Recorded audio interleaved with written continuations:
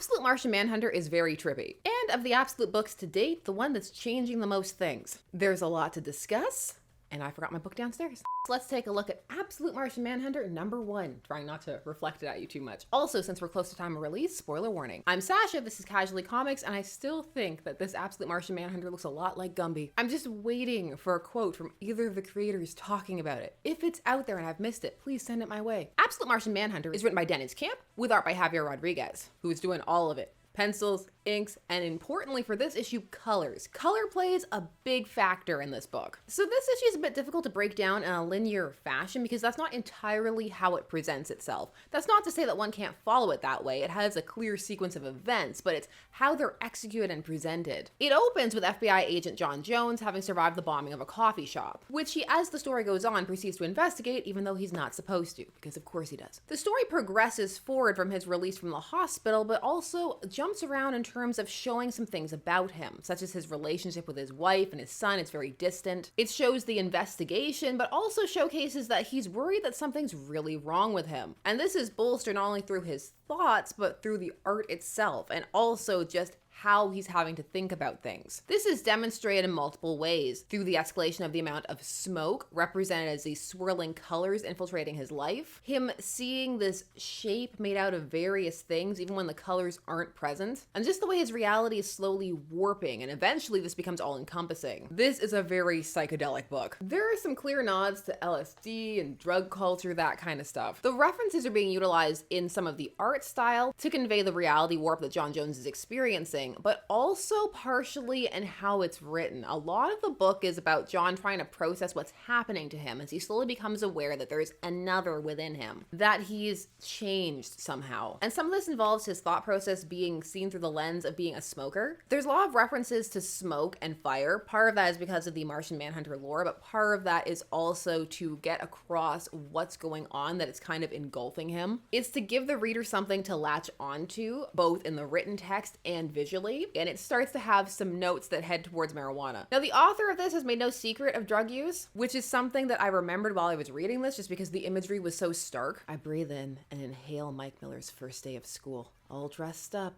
adorable and terrified and full of potential.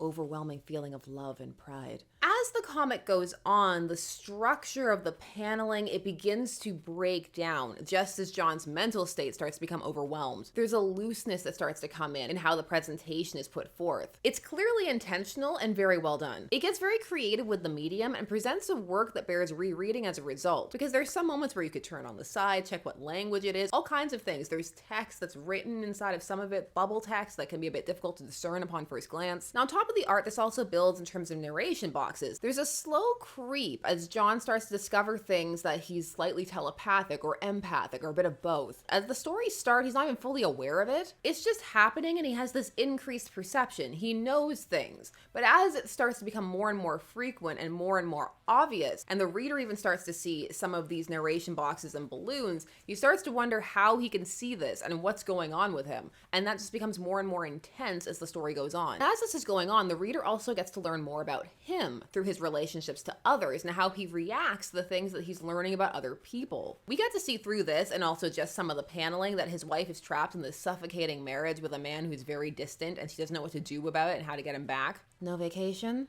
No vacation. Memory of living music, dancing in daffodil light, abstracted canyons beyond physics and form waves of quantum foam gently lapping. Monsters. At least they let you come home before midnight for a change.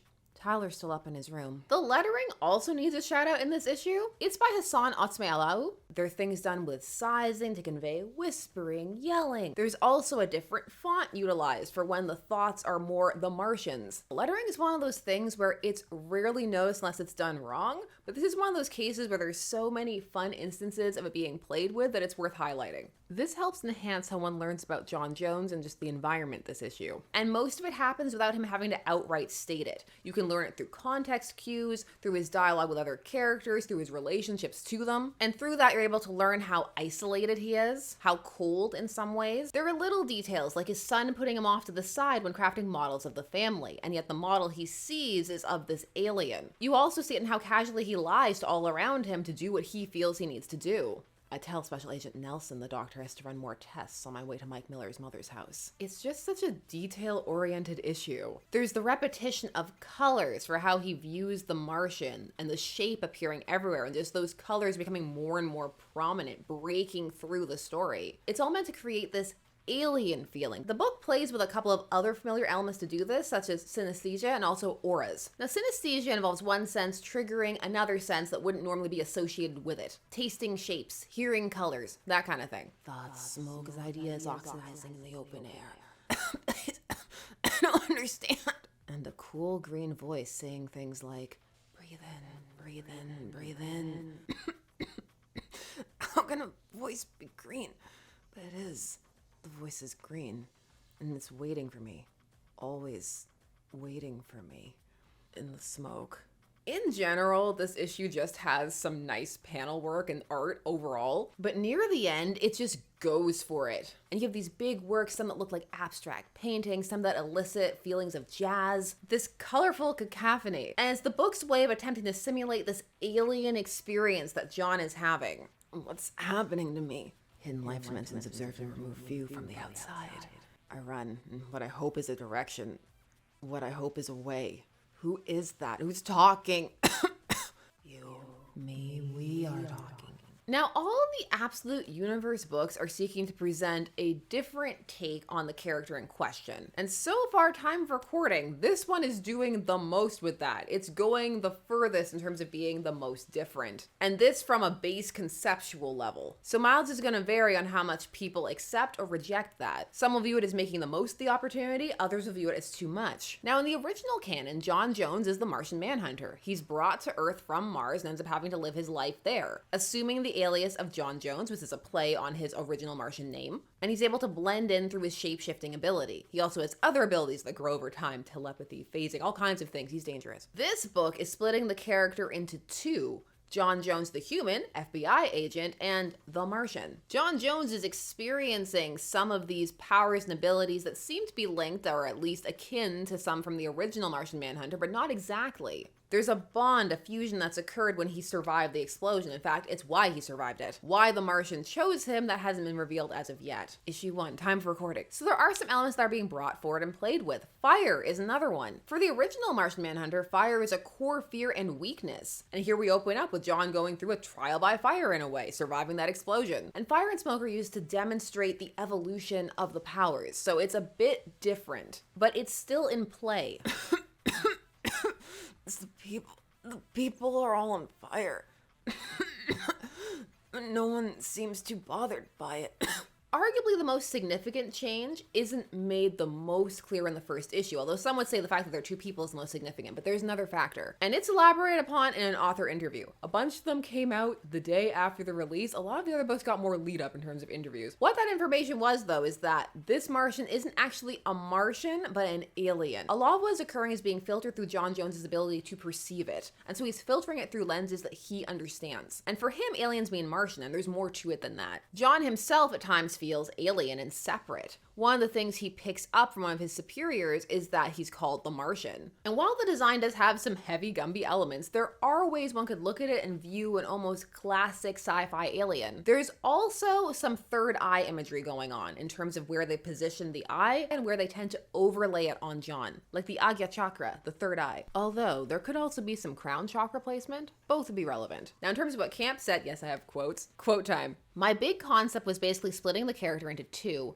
There's a human character named John Jones, and that character is being invaded by a creature that calls itself the Martian. Another big twist is that it's not even really a Martian, it's just a creature that's so alien that it could only be understood in human terms as Martian. Martian is the stand-in because it's the archetypal alien symbol for John. The creature looks through John's mind and sees alien equals Martian, and so it calls itself Martian, but it's even more alien than that. There's a bit of a Lovecraftian element to something so alien that humans cannot even conceive of it. Especially with all the color work and the smoke going on, it made me think of The Color Out of Space, where this inconceivable alien lands and starts warping the landscape, mutating livestock, driving people insane, and it can't be perceived by the human eye. Not really, it's only a sense. There is a film, and they represent it through the color magenta, which is also an interesting choice because that's said to be a color that humans don't entirely perceive, at least not in the way they think they do. This first issue just goes for it. It very much puts the concept out there. This is a very love it or leave it type of outing. Everything about it is cohesive until the last page. It does have one weaker element, although some may disagree. The last page here is a gimmick page. That's not the weak part though. The gimmick's fun. It's especially fun for kids. You gotta hold it up to the light or to the sun, then you can see the image on the back and it bleeds through to create this overlay. The weaker element is the text that comes through with said overlay, which reads, "We're the Martian Mindf."